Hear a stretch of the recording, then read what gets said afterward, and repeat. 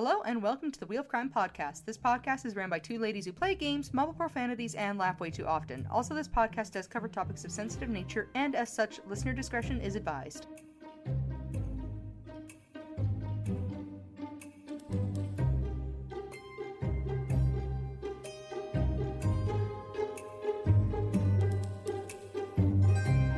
Hello, and welcome back to yet another holly jolly episode of the Wheel of Crime podcast.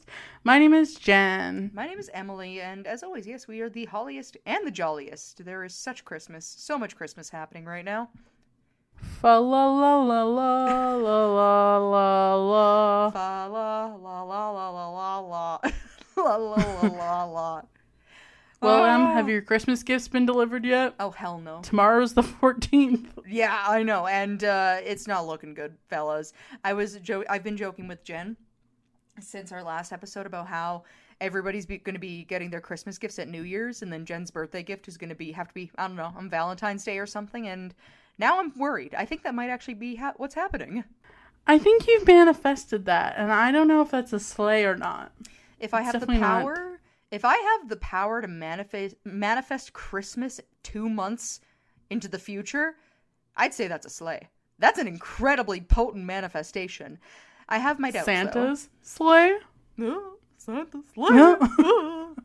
This is why we have such a low rating. Yeah, this is why those people rated us as a 2.5. They were like, I've had enough. 2 minutes in, and this is what it sounds like. I'm not confident.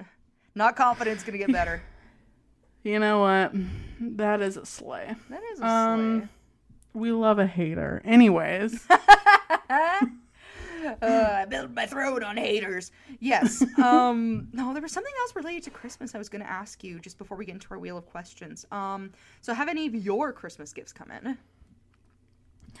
Most. I was able to get like a good portion of them in person, like as many as I could. I'm still waiting for some from stupid Jeffrey Bezos at Amazon, and then there's some lost in the abyss of Canada Post, which I'll just return in March, I guess. Yeah, whenever it is they get in next July.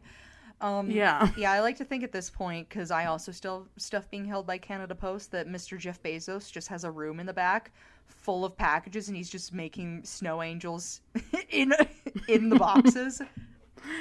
Yeah, they're not working very hard over there. Actually, I'm going to take that back. I know they are. I'm sorry, Amazon See, that's workers. why they too. Jeffrey Bezos is not working hard. No. See, we love to complain. However, I am fully aware that it is probably a madhouse in every Amazon warehouse across the entire planet. I can only imagine.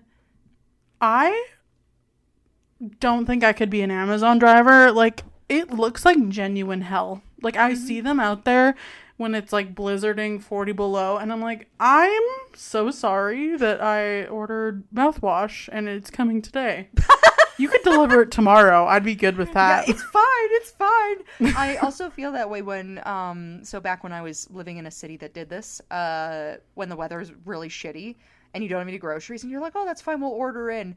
And you look out the window, and there's, a poor little Subaru with, your pizza in the passenger side chugging up the road, and there's, 5 feet of snow on the ground. I always feel so bad, but then I'm like, but I'm also so hungry. I'm a villain. Yeah, and I've accepted it. I'm so sorry. I promise I'll tip well. I promise. I hope that's at least the situation for those poor drivers where at least, because, at least the pizza man gets tips.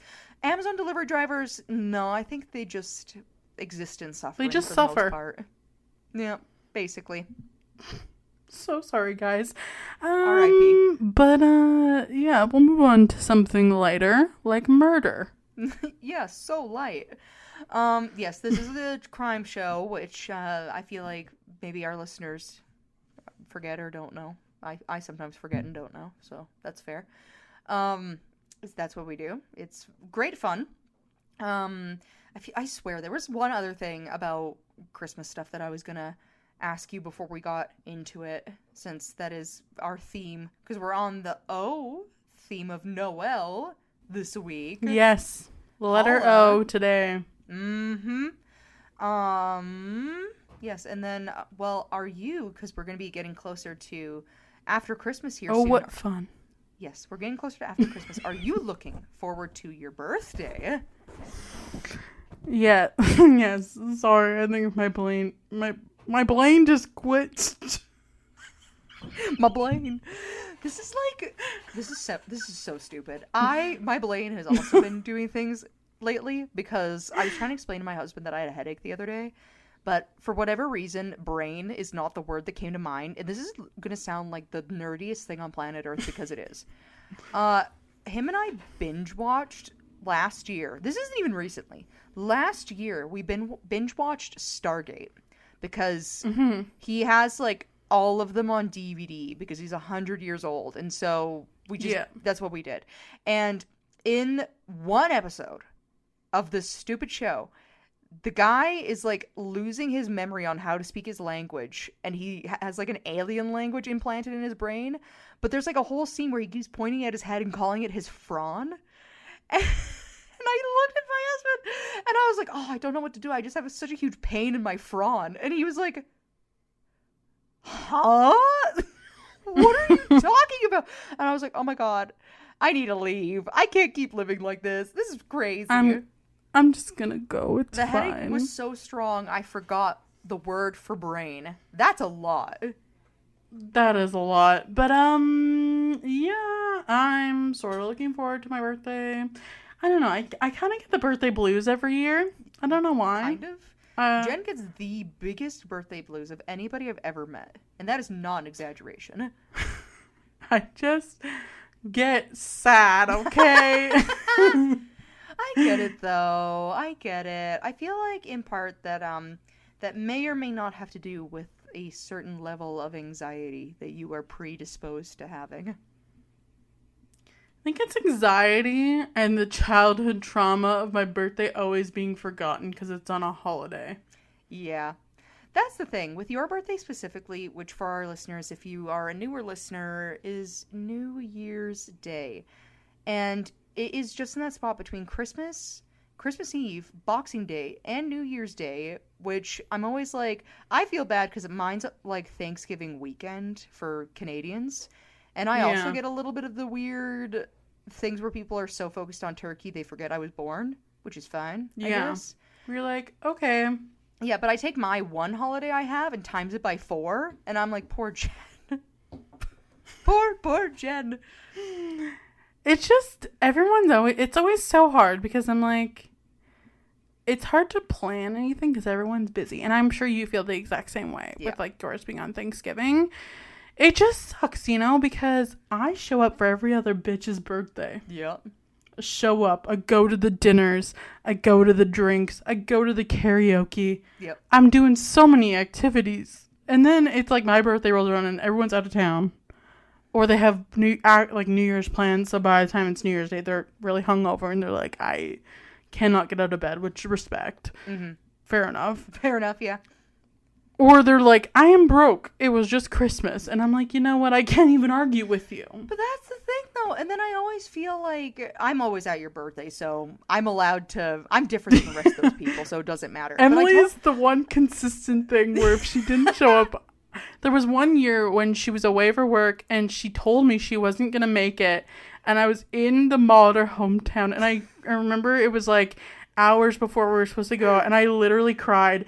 But John, my partner, knew she was coming to surprise me. And I was just like in the mall eating a Cinnabon crying because she wasn't going to make it.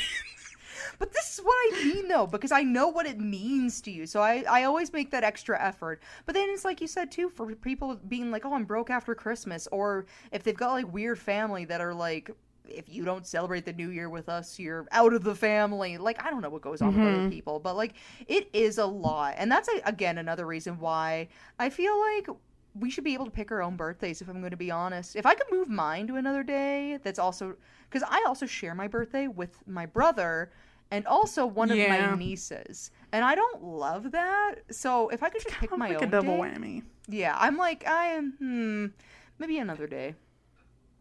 Maybe another day. See, I would love an October birthday. What if you and I did a conjoined birthday party Well, it could. Here's the thing, though. There's Thanksgiving and there's Halloween. And feel like people do Halloween parties both the week before and after Halloween. I know. There's just no winning. What's my half birthday? January, February, March, April, May, June. We should just do like a combined June birthday. That could be fun. And it would be the summertime. We could actually do something interesting. Yeah, let's do it. Let's celebrate our half birthday this year. A conjoined half birthday. Oh, that would be so fun. I actually kind of am on board with this. Because I also get bummed out kind of around my birthday. And I feel like we deserve this as a treat. We do. We do. A little treat just for us. A little treat. I love a little treat. But again, for our poor listeners who have to listen to us talk about ourselves, because apparently that's all we know how to do, this is the O of Noel. Welcome. We are on the second letter of this 4-letter word. We hope you are feeling festive. Yes, and after this episode, you can officially tell yourself that we can spell no. That's also... You're halfway there. Could you imagine if we finish this episode and then something else chaotic happens and all we manage to spell is no for Christmas?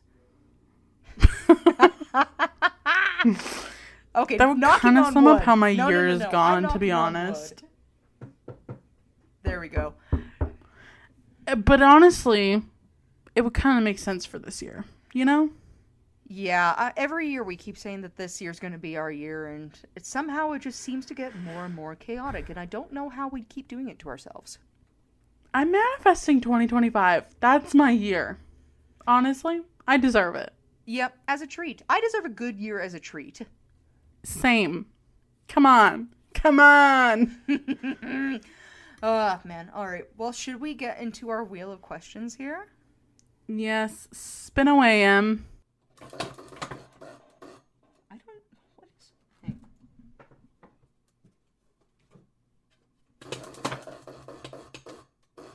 I don't understand what's happening. But either way, if you could pick an animal in the ocean, which one... Or to be. If you could pick an animal in the ocean to be, which one would you pick? Which I think I've asked this question before on the show, but we're going with it. A killer whale, because they are the true villains of the ocean. I like that. That's good. Megalodon. Slay. Spin for the next question. I want to be potentially real, potentially extinct, and so deep in the ocean that nobody knows for sure. I like that. There's an air of mystery, which is perfect for you. Love it. Again, icon. Slay. Perfect. I can see that for you. I can appreciate the killer whale one because they have little pods. They're community. And they are exceptionally good at hunting. Always well fed. See, in my lore, I would be one of the rogue killer whales who got kicked out of their pod for being like too evil. And so now I'm just like a one-man crew going through the ocean ready to kill. I love that you've just been in like your villain era for the last month. Honestly, I'm obsessed. I love it so much. And I know that you don't play this game, but if you played Baldur's Gate, there is literally... You can make a character that's just the villain. And I love that. I see that for you. One day when you pick it up, I feel like you'll be able to achieve your true villainous era. What a slay. Super slay.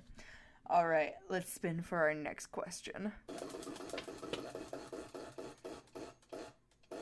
For anybody who's listening and not watching, so basically anybody who's not Jen, I almost threw the whole wheel off my desk.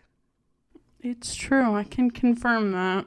It literally almost flew away. This is a good start. All right.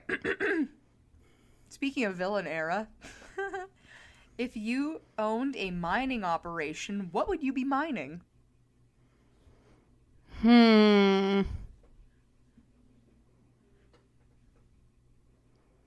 Definitely something shiny. Maybe like a ruby or an emerald. Yeah, that'd be good ones. Precious stones. Yeah, I'd be definitely not diamonds. Those are too common for me. I want to mine lab-grown diamonds.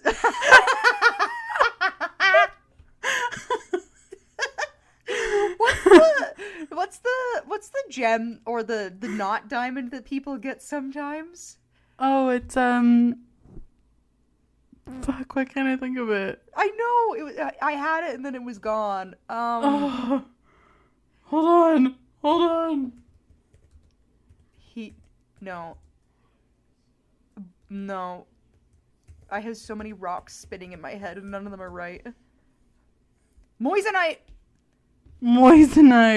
Yeah. Mine moissanite. I'm trying to think of what would be cool to mine. See, my brain just goes to the more villainous ones like gold, diamonds, fossil fuels. Fossil fuels. What a very Albertan answer. Oh my god. I'm mining for oil and gas. Almost passed away. I'm mining oils and gas. Oh my god. I would want it to be something pretty and unique. I don't know if because my original thought was like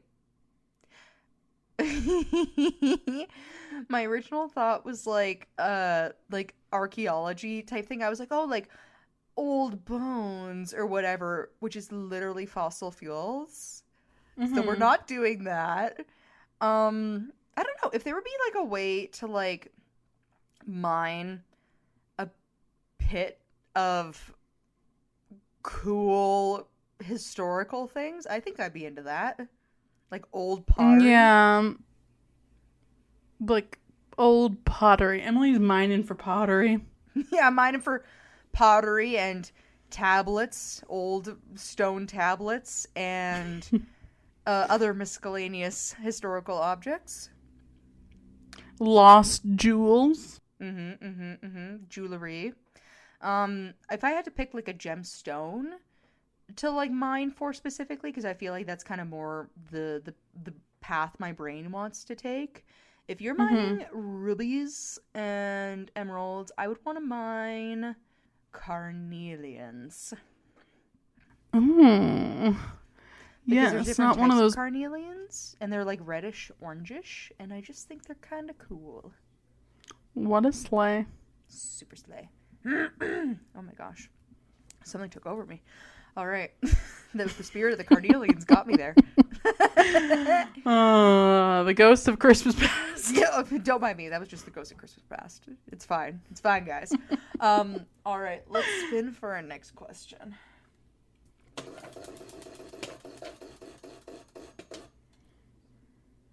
What's your favorite orange-colored thing? A pumpkin. That's a good one. Pumpkins are great. I like to eat them. I like so to look at them.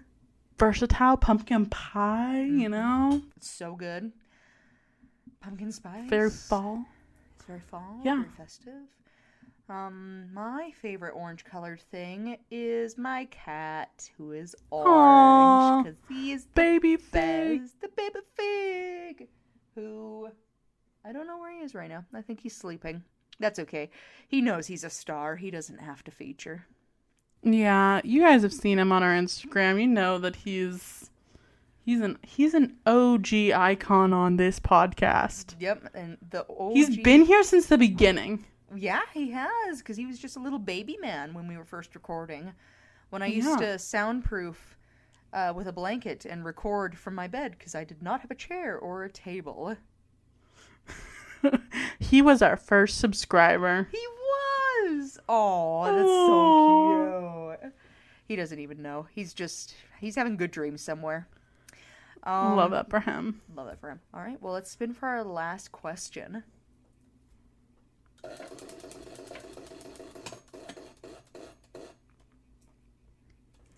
If if you were to compete in the Olympics in a real sport, which one would it be?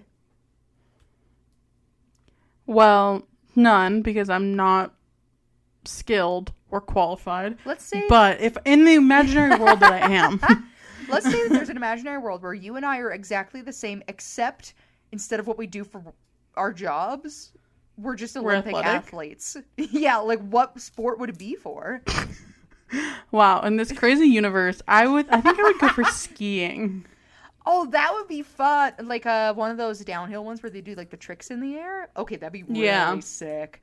Ooh, actually, let's make this question more fun. Pick a summer Olympic sport and a winter Olympic sport. Okay, so for winter, I'll do skiing, and for summer, they just had a breakdancing. So you know what? I'll throw my ring in that. I'll throw my hat in the ring. I'll throw my ring in the hat. In this alternative universe where you are a summertime breakdancer and a wintertime skier, like I'm obsessed with you. That's great. I love that. What about you? What's your elite combo? I feel like if I was to do a summer sport, I would be one of those people with like, I don't know what it's called. They do the performances underwater. Oh, it's like water aerobics or something. Yeah, I would want to do that as my summer sport.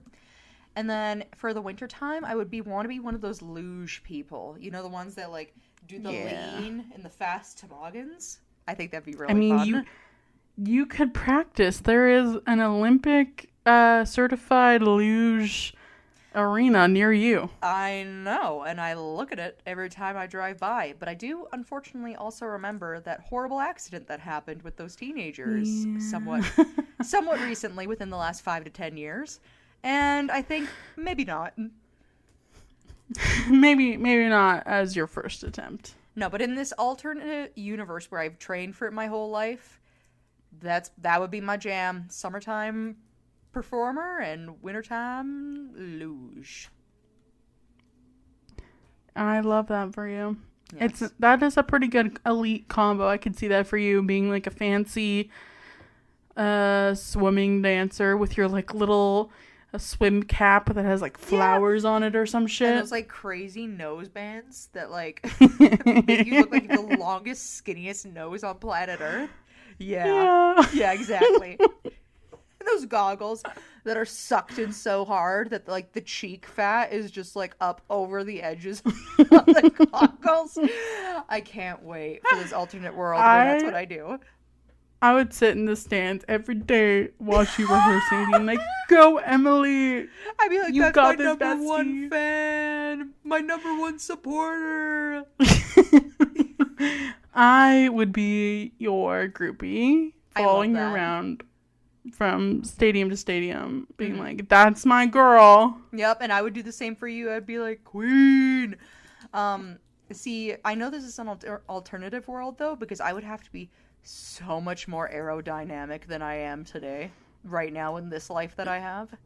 Yeah, I feel that to do breakdancing, I might have to have some sort of coordination, which I do not have. I'm a very uncoordinated person, okay? Same. There's no hope for me in today's climate for the Olympics.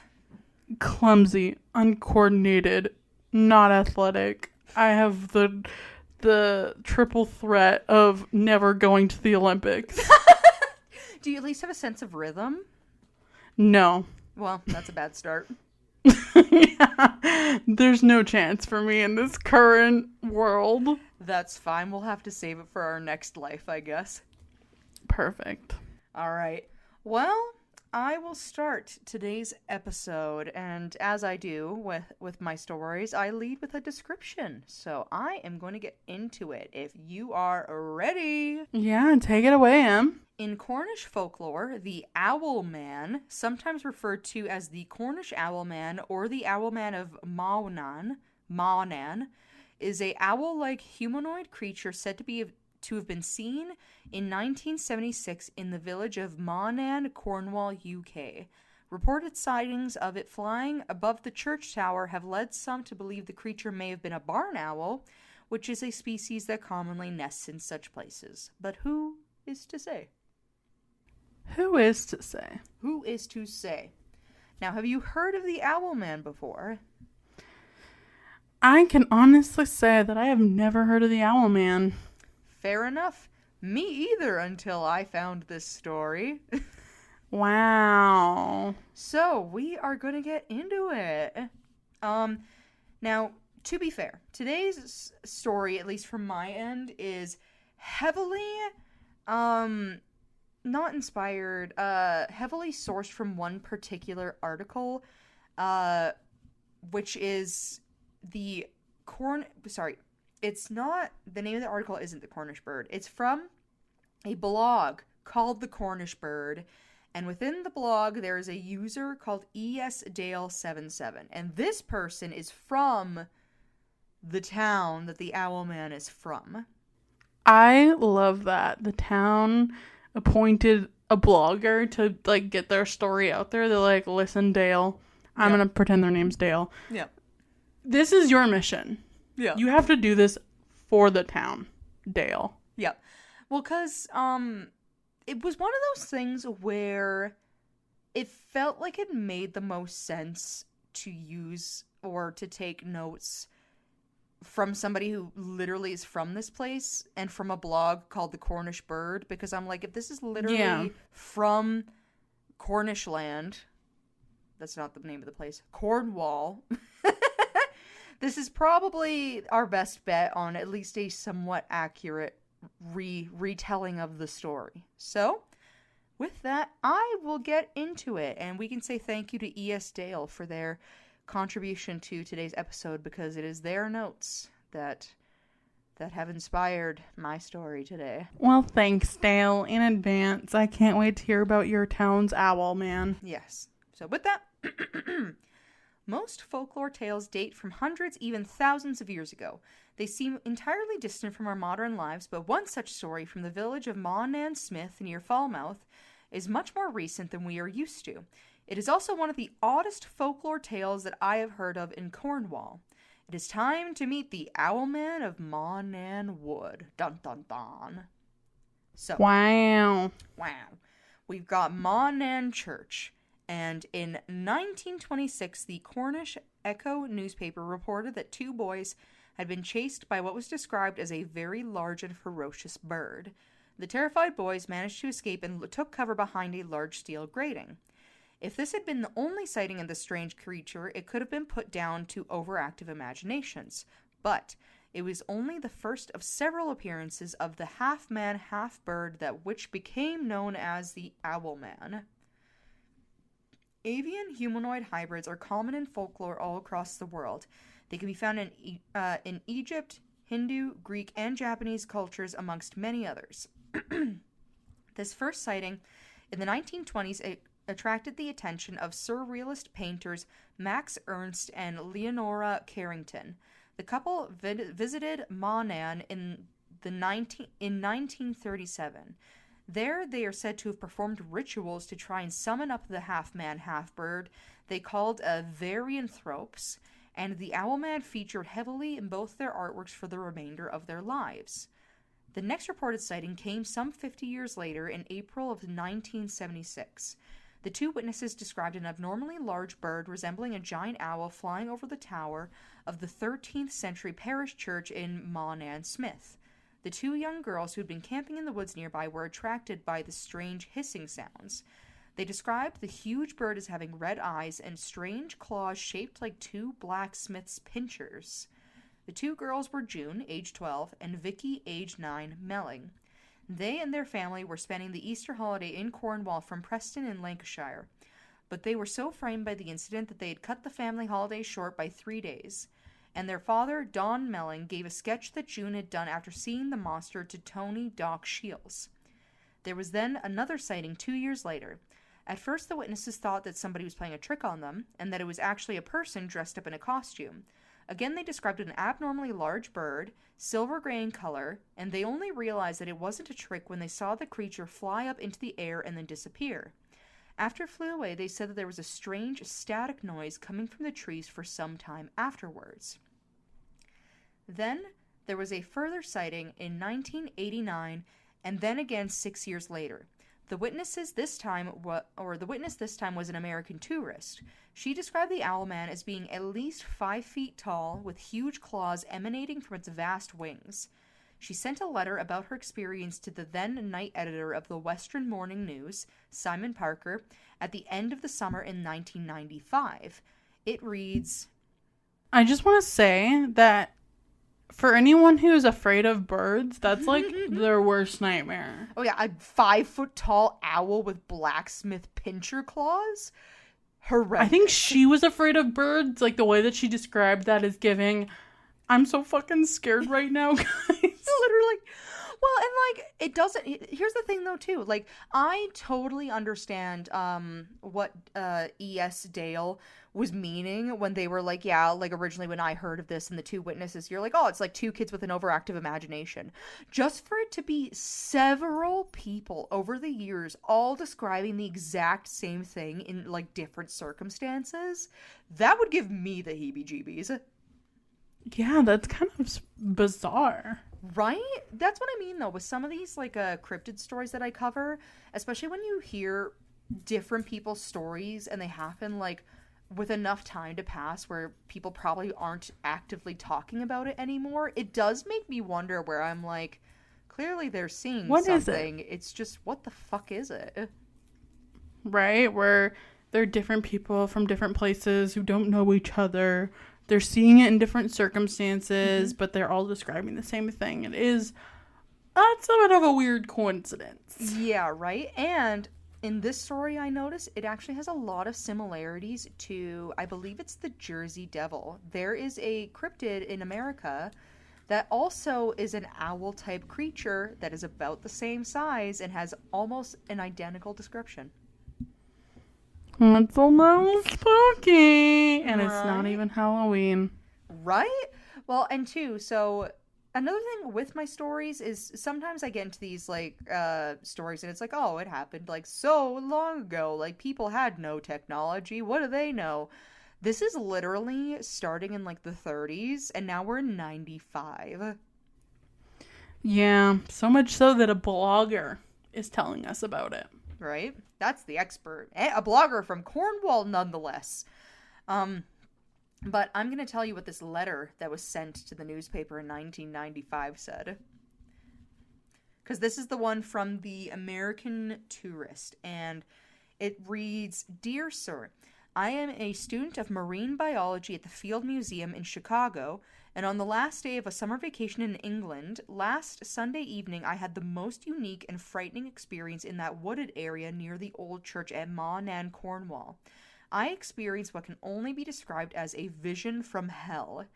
The time was 15 minutes after 9, more or less, and I was walking along a narrow track through the trees. I was halted in my tracks when about 30 meters ahead I saw a monstrous Birdman-looking thing. It was the size of a man with a ghastly face, a wide mouth, glowing eyes, and pointed ears. It had huge clawed wings and was covered in feathers of silver-gray color. The thing had long bird legs which terminated into large black claws. It saw me and rose, floating towards me. I just screamed and turned and ran for my life. The whole experience was totally irrational and dreamlike. Friends tell me that there's a tradition of a phantom owlman in that district. Now I know why. I have seen this phantom myself. Please don't publish my real name and address. This could adversely affect my career. Now I have to rethink my entire worldview. Yours very sincerely, Scared Eyewitness. I want to know so bad what that person does for work. It just says that they, at the time, were a student of marine biology. So I don't know. They're like an expert and they're like, please, if I say I believe in a cryptid, it'll invalidate all of my work. Who knows? Maybe they do maybe they're like a museum curator of some kind for marine specimens. Strange though, right? But I had a thought when I was making my notes for this story, for this episode today. How funny would it be if there's just like a family who has like a fursona that's a giant owl, and they just like inherit the costume when it's time. And there's just like A long time family tradition. An owl furry running around the woods of Cornwall, and everybody's like, "It's the Owlman!" It's just like a guy who thinks he's an owl. Some sort of satanic ritual to make their family wealthy. Who knows? Who's to say? But we'll get into some more details about our friend the Owlman here. So, after this letter was sent in, the owl was quiet for several years. However, there were a few other strange occurrences that had happened in that time. In 1996, a woman reported a ball of light floating above the church. And then in 2003, two teenage girls were listening to music in the church car park late at night. They then too saw a glowing, pulsating globe of light hovering over the church. The girls said that they had watched it for a while it just vanished. And the most recent sighting that Dale knew of at the time was in September of 2009. It was reported that a 12-year-old girl named Jessica Wilkins, or Wilkinson, saw the Owlman of Monan for the first time in this century. So, why are all these strange happenings occurring in the vicinity of Monan Church is a mystery. There is some suggestion that the sightings are due to an escaped great gray owl, which can have the wingspan of nearly 2 meters and has huge talons, as well as can stand over 4.5 feet tall. The only problem with this theory is that the length of time over which the Owlman has been seen, because it's, been like 80 years of seeing this Owlman out and about, so probably not. So another theory is that the stories have something to do with the church standing over the center of ancient earthworks, or perhaps because some researchers have detected a ley line, which is an earth energy line passing through the site. Now, I'm curious, because have we talked on the show before about ley lines, and do you know what those are? I think we've talked about them potentially on the show, but you would remember, because if it's something you haven't heard of, I know you tell me. Maybe. I can't recall. I feel like maybe once you tell me what they are, it'll jog my memory. Okay, so basically ley lines are this idea, and people have different opinions on this, on whether or not it's a real thing, but basically lines of energy that the earth has that circle the globe. Because when you look at like an actual globe, you can see like latitude and longitude lines.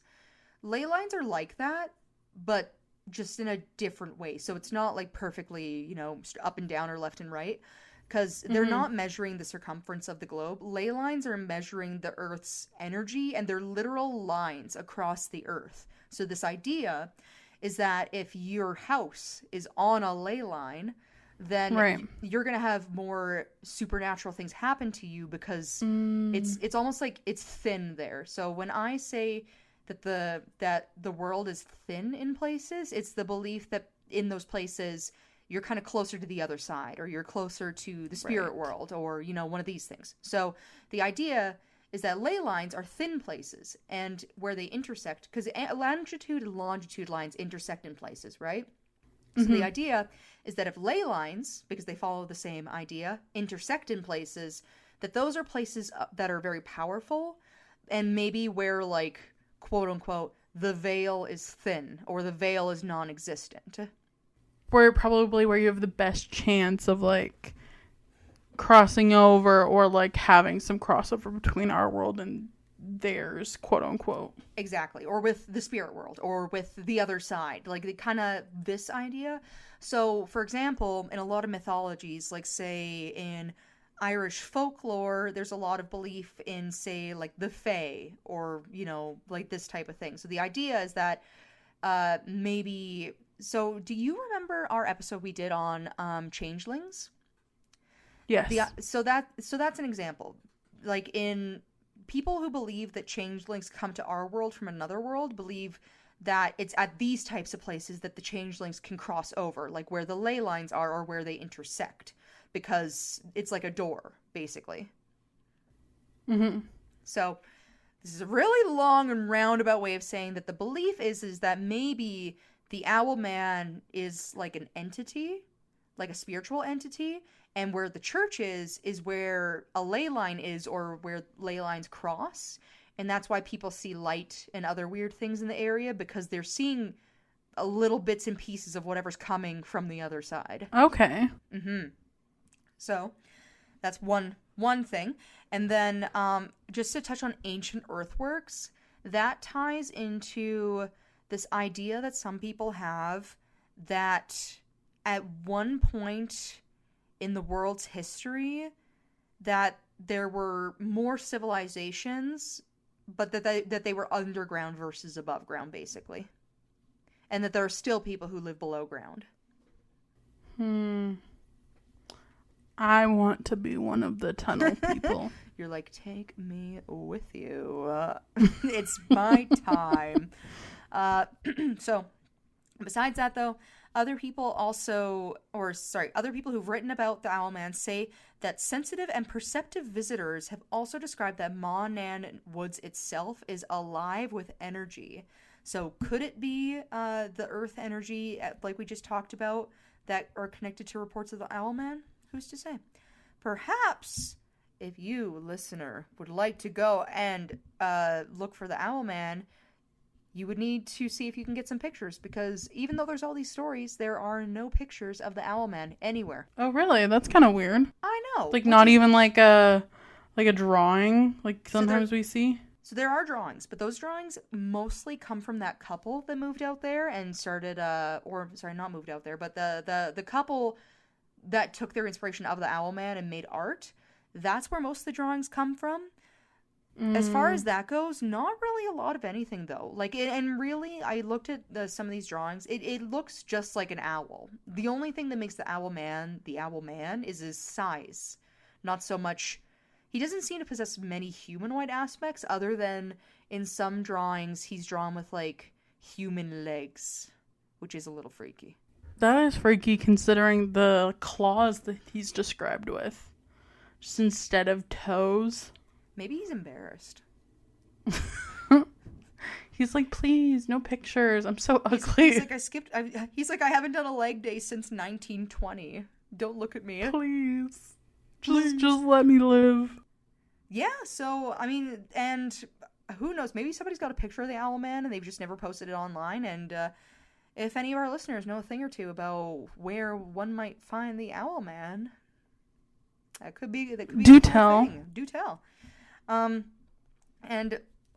Either way, no matter what the real story behind Ma Nan Church is, if anybody does happen to be in the area, or say is doing a trip to the UK and is looking for some cool things to do, it's apparently a very scenic drive, and the park itself and the woods itself is very beautiful. And there's I would love to go. Yeah, and there's a 300-year-old pub or something nearby called the Ferryboat Inn, which I love the UK. I love that they just have these hundreds-of-year-old taverns just hanging around. We don't have that in Canada. I know. All we have is a 20-year-old Tim Hortons, but they're really crusty and no one wants to be there. Or a dead mall that was built and then hasn't been visited since the 70s. Yeah. It's not as cool. But yeah, that is my definitely story. Not as cool. Certainly not. But that, my friend, is the story of the Owlman. Wow. I want to meet him. Me too. I feel like he got some He cool can come stories. to Birdtopia.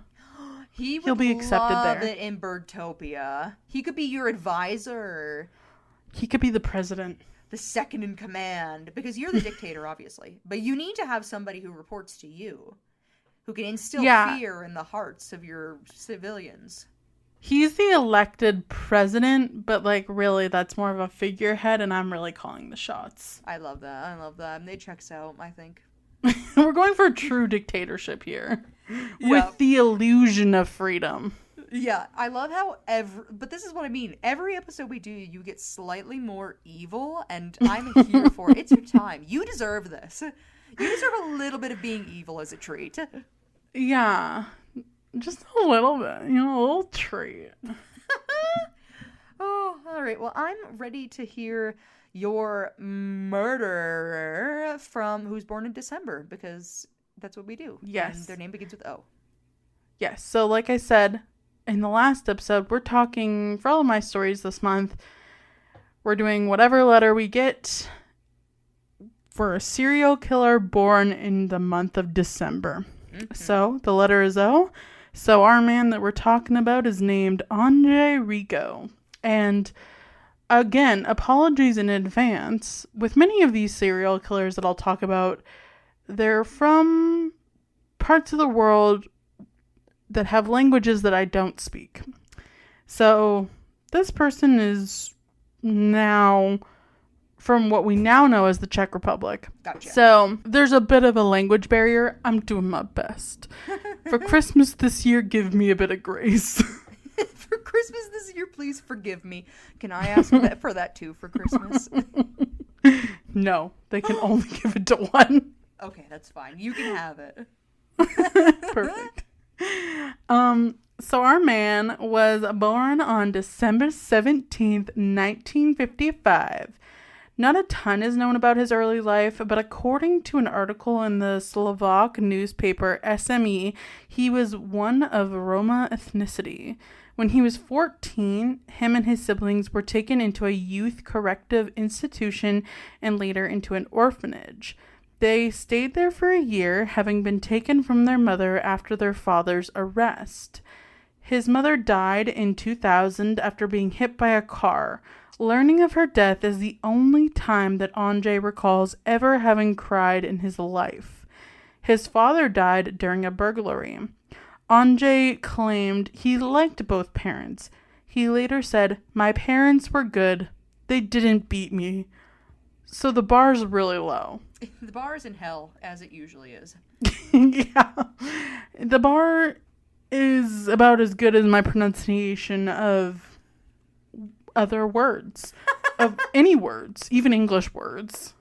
That is true. I was going to say, we do not pronounce other languages' words correctly, even though we have tried. And we can't even pronounce our own that well. At this point, it's a personal issue. It's true. That's why we've got haters. The haters were right. The haters are on to something. Let's be real for a minute. Yeah. So this is a little bit of lore about Ondrej that I had to include. So even as an adult, he was a man of short stature. So he was a short king, and they want you to know it. You're like, and this is very, very important and very relevant to the story. Must be included. He is not tall. I'm just gonna add, that's like, you know how Napoleon Bonaparte is known for being like a short king? Yeah. He was apparently like 5'6" or 7. I thought he was like my height, which is like barely gracing 5'3". Yeah, like from his description, I was like, he's 4'11". But yeah, no. right. I'm like, he's not even 5'1". He would love to be 5'1", but he hasn't made it. Maybe one day. Maybe someday. It's true. So our short king was married 2 times. His first marriage was during his mandatory military service. But, quote, when we returned to Bratislava, she started to become jealous. You know, an Easterner. So she returned to Poprad, where I went with her to say goodbye at the station, he later recalled. Little was known about his second marriage. The woman he was with in the cinema on the night of the last murder that he ever committed is being referred to as his partner. He did have one daughter, but it's unclear which wife that was with. I think it was with the first one, but who's to say? Right. So in Bratislava, Ondrej worked in Hotel Carlton. Before that, he worked as a fireman in the boiler room for the Pravda newspaper and 2 different hospitals, also having completed his gasman certification. He was a criminal from a very early age, mainly focusing on home burglaries. He had a thing, and he knew what he wanted. That's all he wanted. Ran in the family. I guess. So the last time period he was in police custody in Czechoslovakia was from September 28th, 1989 to December 9th, 1989 because of an unauthorized leaving of the Republic, which was illegal under communist rule, much like in Birdtopia. Mm-hmm. I see where you got your inspiration. Yeah, truly. So after the fall of the Iron Curtain and at the end of communism in Czechoslovakia, people were allowed once again to travel freely in Europe. Ondrej then continued on with his crimes abroad. So on December 9th, 1989, the same day that he was released from prison, he just popped on a train to Vienna without any valid passport, and there he acquired a fake Yugoslavian passport under a fake name. Later, he traveled to West Germany to meet his brother. In Bavaria, he asked for asylum using his fake passport. He was, however, sentenced by German authorities to 2 months in prison for forging documents. They were fine with the nurse who was killing people in Germany, but not forging documents. That's where they drew the line. Priorities. Exactly. So after his release from prison, Ondrej escaped from a refugee camp and traveled to Munich, where he continued his burglaries and started his killing spree. So he's found a new hobby. Love that for him, but not really. Versatile with his hobbies. Yeah, he's really expanding his horizons. Mm-hmm. So an important factor in Ondrej's conviction was his habitual way of operating. His attacks occurred during the night or very early in the morning. He wore socks on his hands at all times during the attacks in order not to leave any fingerprints. He would sneak into the apartments in the basements, on the ground floor, or with easy access via the balcony, usually entering through a window. He would always pick a woman sleeping alone and beat them to death with a metal rod, wooden stick, or a rock, always hitting them in the head. The murder weapon was always left at the crime scene. After killing the victim, he would cover up the victim's body with a blanket. Then he would copulate with the body both vaginally and anally. Sometimes he would mutilate the body and some more during intercourse. He smoked at the crime scenes and threw the cigarette butts on the floor. Usually he robbed the victims of some easy-to-carry valuables. So he's like, I still need a sprinkle of burglary in there. Yeah, he's like, I'm going to keep to my roots, but also escalate to a horrifying and unnecessary degree. Exactly. Gotta stick to his roots. Yeah. So after leaving Munich, Ondrej murdered twice in 3 months. His first victim was named Helena S., and probably surprised Ondrej while he was burglarizing her apartment. He killed her and got sexually aroused, recalled Anton Heretic, author of Ondrej's psychological evaluation during the later investigation. Spoiler alert, he gets caught. Thank God. Thank God. Yeah. On the night from June 7th to 8th, so somewhere late to early morning that day, he snuck through a partially open window into the ground floor bedroom of Helena in Munich. He smashed her head with a metal pipe, wrapped her upper body in a blanket, and then, raped her corpse before leaving. And he also stole some easily portable valuables. He disposed of the murder weapon directly beneath the bedroom window. On the night between July 31st and August 1st, 1990, he snuck through a partially open balcony door into the Munich apartment of Ilke, murdering her using a metal pipe. Ondrej also stabbed her in the neck with a screwdriver, most likely during the act of copulation. He performed both vaginal and anal intercourse with her body. And afterwards, he covered up the body and searched the house for valuables, finding a golden necklace and an unknown amount of German marks, which he stole. The murder weapon and a man's sock were later found by the German police at the crime scene.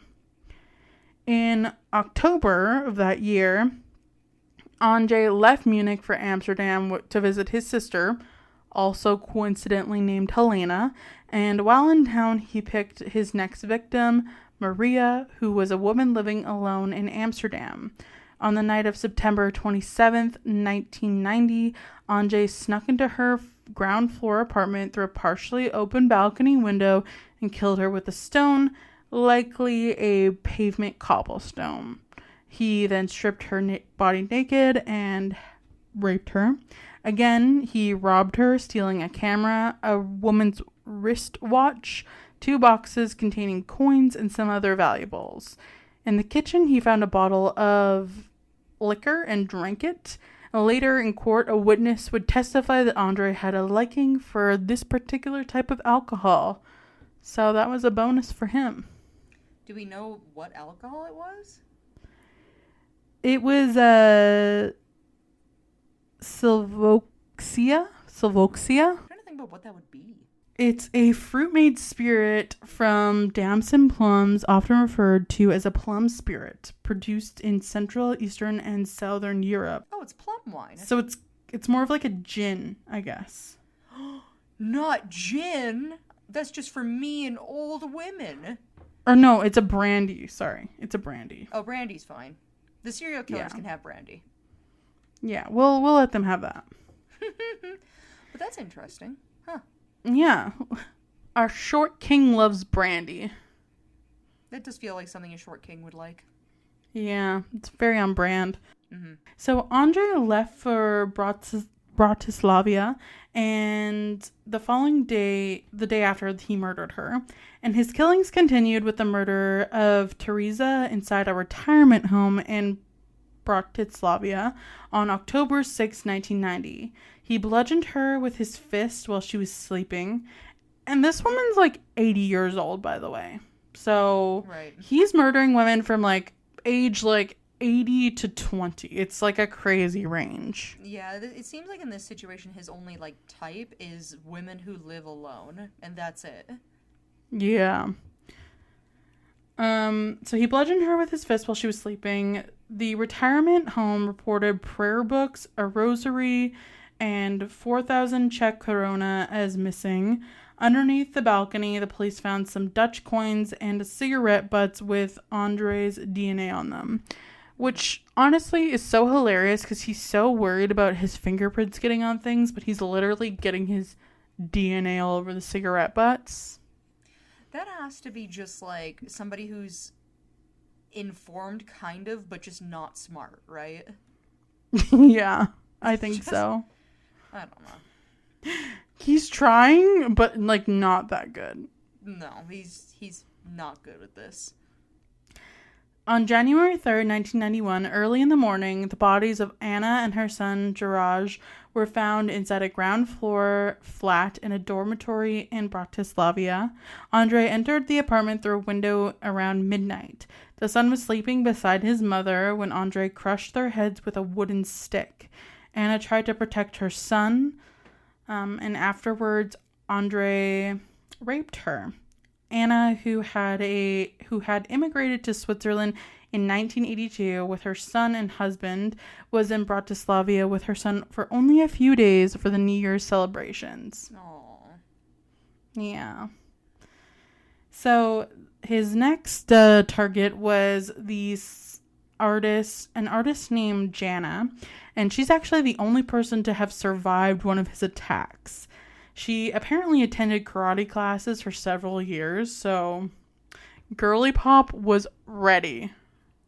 That's also, like, if there's one thing I've learned from you telling these stories over the years we've been doing this podcast, is self-defense for women is just something, that's something that we should be teaching in schools. You know what I mean? Like, 100%. There's so many classes that I, honestly, as a grown-up, don't really use that we were forced to, like, kind of participate in school. Why not something actually useful? Great question, because in this case, it was literally her saving grace. So right? She was attacked around 2:30 in the morning while sleeping in her apartment on January 9th, 1991. She returned home an hour after midnight and just went right to sleep. Ondrej gained access to the apartment via a ventilation window above the door. A ladder was found leaning against the facade. I was woken up by a hit in the head, and I saw a man standing by my bed. At first, I thought I was dreaming because I was living alone, but when I received another hit in the head, I woke up and the wooden shaft from a hoe Ondrej stole outside on the building's yard broke because it was moldy, she recalled. Jana jumped from her bed and started defending herself immediately with a broken piece of wood. When Ondrej went to the door, unlocking it from inside, she threw a chair at him. In the kitchen, he wrestled Jana onto a hot gas oven. The skin on my legs and my stomach started to burn, she recalled. They fell on the ground, wrestling. Then Ondrej stood up and started punching her in the head. At this moment, Janet grabbed him by the genitals and squeezed them. He was just trying to gouge out my eye, she remembered.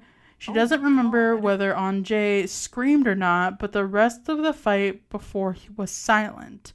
He then quickly fled the apartment while Jana alarmed her neighbor by banging on the wall, instructing him to call the police.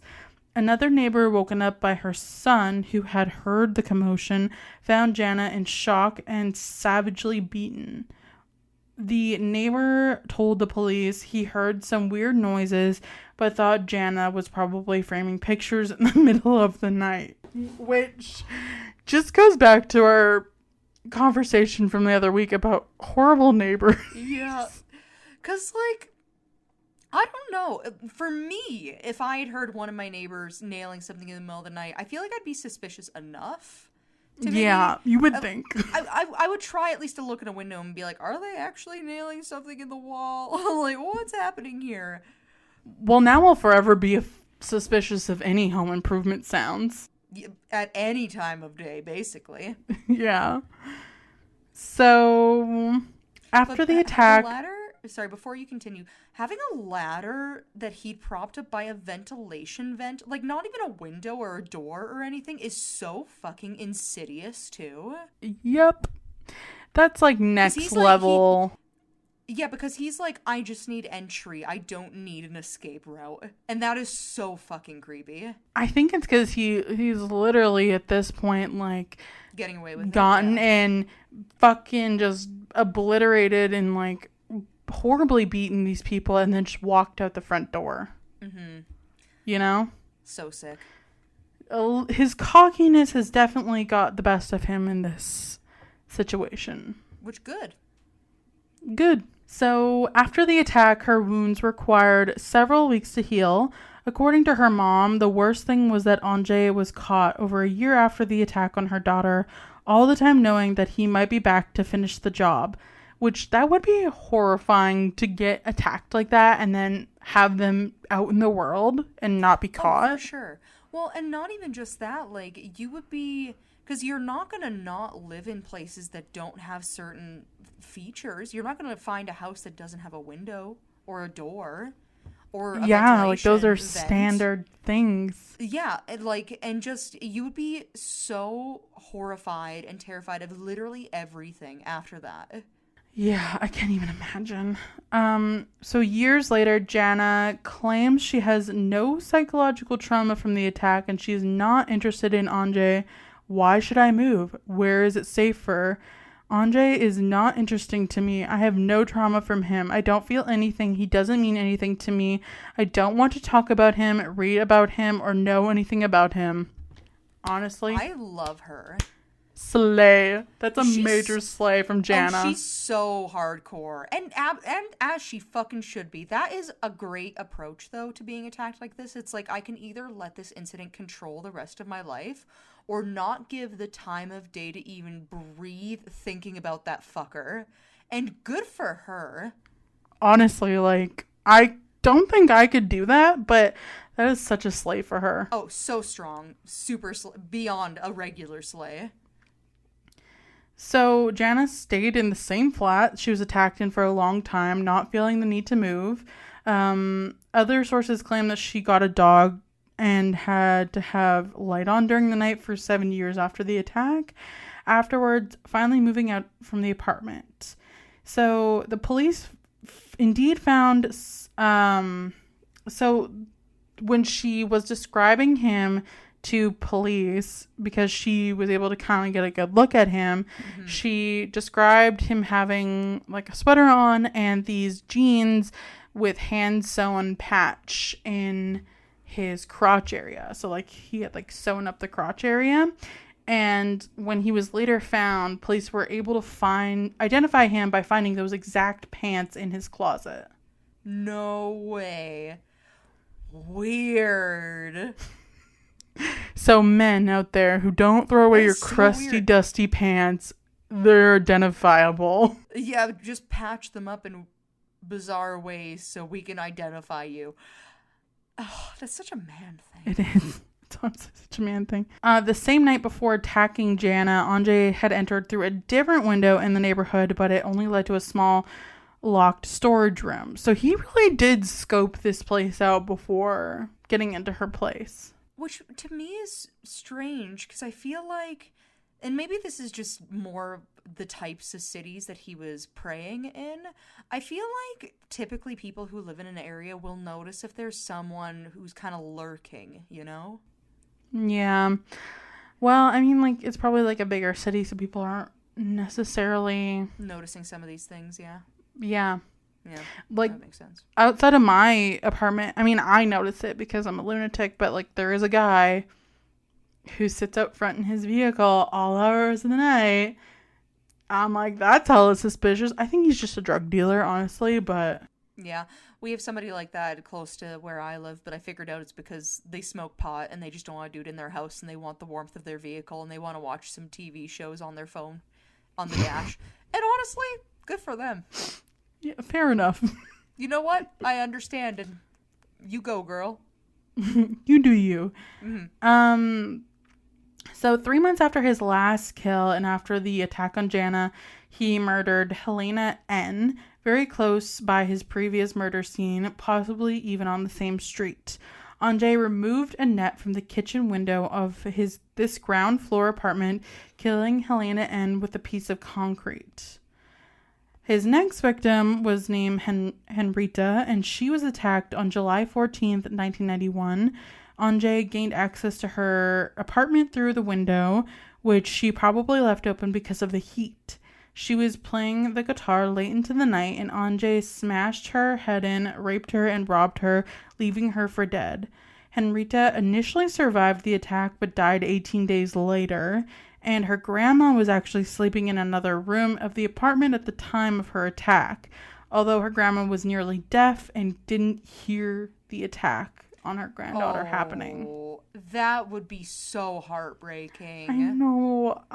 When I read that the first time, I was like, that is so sad. Because you would just know that sweet old woman would just feel so much guilt, even though there was literally nothing she could do. And if she'd gotten involved, she probably just would have also been killed. Oh, absolutely. But that's the thing, though, especially like if it happens and you're in the same, like that, the guilt that, I think, so I don't know what it's actually called, but it's almost like proximity guilt. It's knowing something happened and you were so close to being able to help. I know. I feel bad. I feel really bad. So his final victim was named Matilda, and she was murdered on March 4th, 1992 in the center of Bratislava in a porch house. That night, Ondrej was in a Dukla, which is kind of like a YMCA, apparently, with his girlfriend, or his quote-unquote partner. Maybe wife? We don't know. So they were returning home together when he suddenly told her that he had to take care of something and got off the trolley bus. He did not come home until the following morning. Another unnamed victim from Bratislava was killed with a wife and has been inconclusively attributed to Ondrej. The victim was a woman found the morning after her murder by her son.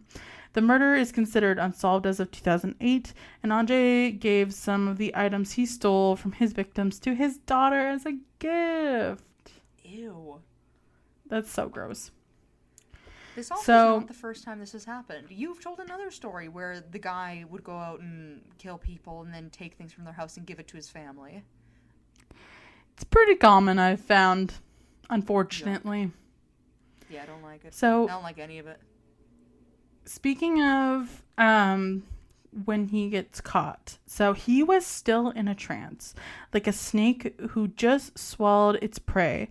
There were traces of blood on his shoes and trousers, and inside his locker there were jewels belonging to the victim, said former investigator Joseph Valchek. Ondrej was arrested by Slovak criminal police on March 4th, 1992, only hours after his last murder. He was arrested at his workplace at Hotel Carlton, and at the time of his arrest, he was still without his socks on, which he had used in the attack. Blech, gross. Ooh. So later, he would claim that the blood on him was syrup and that his sperm found on the victim was arranged by a prostitute from an erotic club. He explained his footprints beneath the balconies and cigarette butts by claiming that he was there by chance and had to urinate, or that he was curious and took a look through some of the windows. He explained his possession of jewelry by saying that women often gave him gifts. Jana, the survivor, clearly saw Ondrej's face because inside the apartment where she fought with him, there was some light from the street outside. She would later attend his trial wearing a wig to remain unnoticed, and the criminal police of Germany, Netherlands, and Czechoslovakia had been investigating each of Ondrej's murders separately, and it was only after his arrest that they started to cooperate on the case. Ondrej was sentenced on December 7th, 1994 by the city of Bratislava after a trial that lasted 10 days. A senate headed by Peter Samoko sentenced him to life imprisonment in the third class, which means the highest security prison in Slovakia, where details of his crimes were read to him in court. Ondrej did not react in any way. He was sitting rigidly and leaning a bit forward with his face showing no emotion throughout the trial. His file consisted of 5,500 pages. As explained by Samoko, the sentence was chosen based on directly or indirectly proven 9 murders, the especially brutal way in which he committed the murders, as well as the fact that possibilities of his resocialization are quite limited and prognosis is poor. There was also DNA evidence presented to the court consisting of blood analysis and analysis of semen from the victims, as well as testimonies of 194 witnesses, including witnesses from Germany and the Netherlands. Ondrej never pled guilty to any of the murders, nor believed that he was guilty. He appealed the first order court's sentence, and in his appeal he claimed innocent, without giving any kind of proof, and his appeal process at the Supreme Court of Slovakia started on February 27th, 1996.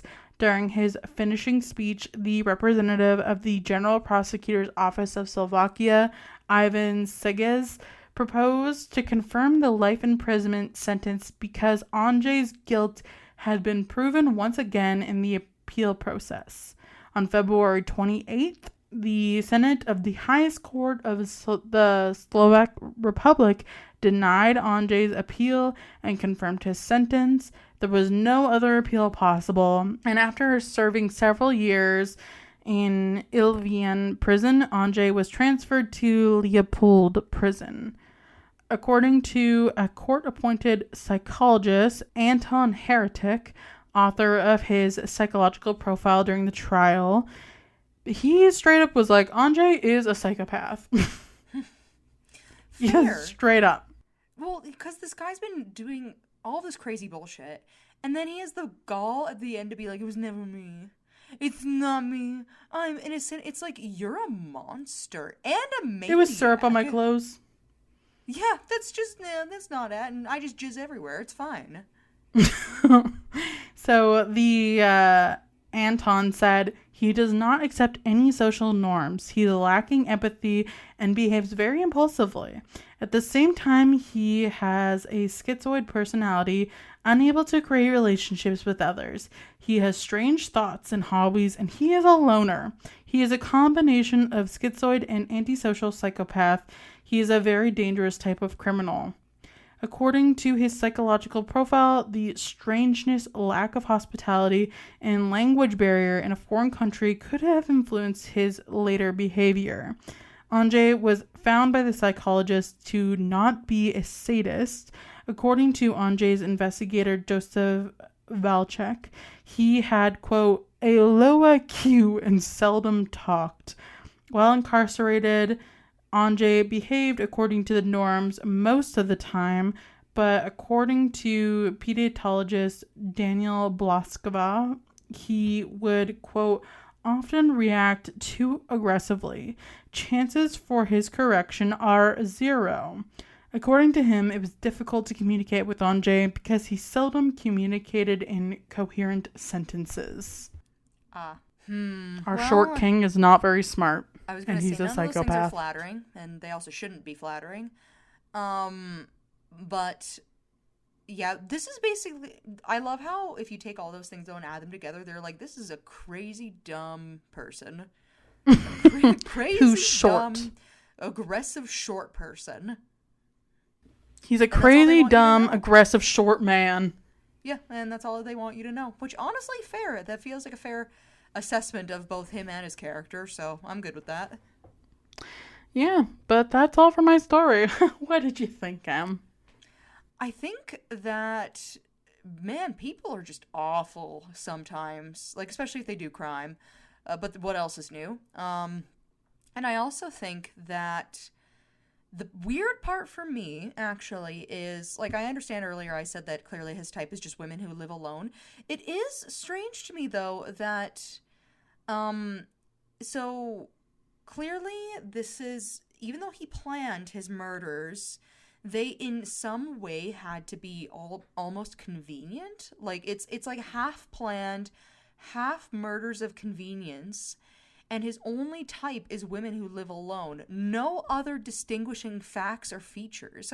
Yeah, he was like, your building is easy access, you live alone. Yep, guess I'm gonna murder, rape, and burglarize you.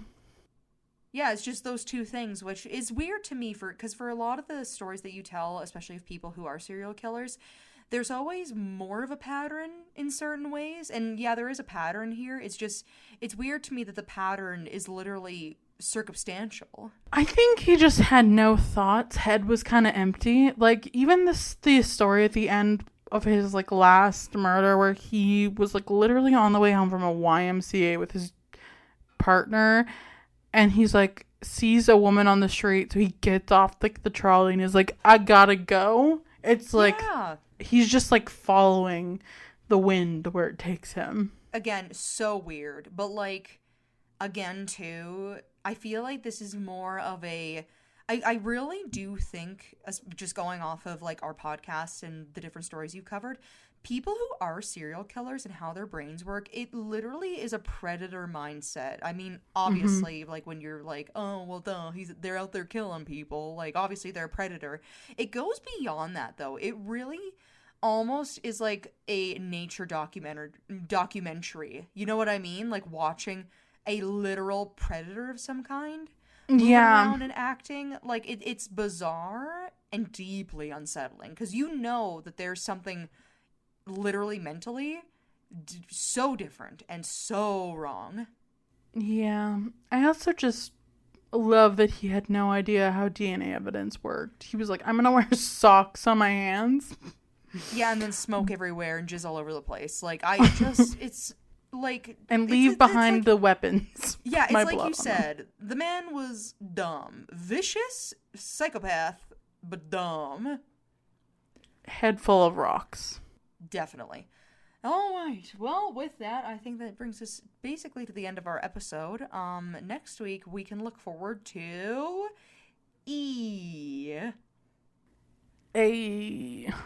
Yep. So you can anticipate for next week's episode, we have the theme of E. We will almost be able to complete the word Noel, but not quite yet. We're getting close, everyone. Yep. We won't stop at no, I promise. No. No. And yeah, with that, so if you like today's episode, you can leave us a review wherever you listen to our podcast. Obviously, 5 stars is greatly appreciated, but you know what? You do you. You do you. It's your world. Live your dreams. We're just living in it, babes. We're just living. And then we also have our website, which is www.wheelofcrime.com if you want to check us out on there. Our email, which is wheelofcrime@gmail.com and wheelofcrimepodcast@gmail.com. No, I think it's just wheelofcrime@gmail.com. Man. Yeah. We also have a Patreon, which is Wheel of Crime on Patreon, and we have our social media, which is Wheel of Crime on Facebook, Twitter, Instagram, and TikTok. Like I said, all at Wheel of Crime. We also still keep our listener story forum open on all of our social media. If you listen to any of our episodes and you are like, hey, I have a story for you, you can look and upload your story there and get a feature on our next listener episode.